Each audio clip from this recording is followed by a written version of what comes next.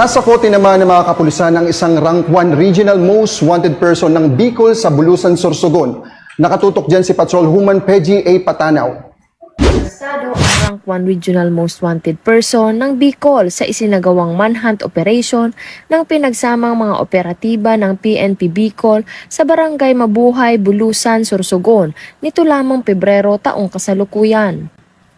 Kinilala ni Police Colonel Junicio T. Laceda, Provincial Director ng Sorsogon Provincial Police Office, ang akusado sa alias Homer.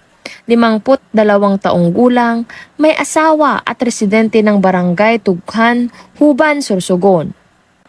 Ayon kay Police Colonel Laceda, bandang alas 5 ng umaga nang naaresto ang akusado ng pinagsanib ng mga operatiba ng Huban Municipal Police Station, Sorsogon Provincial Police Office, Bulusan Municipal Police Station, Sorsogon Provincial Police Office, Regional Intelligence Unit 5, Provincial Intelligence Team Sorsogon, Sorsogon 2nd Provincial Mobile Force Company, at Infantry Battalion Philippine Army.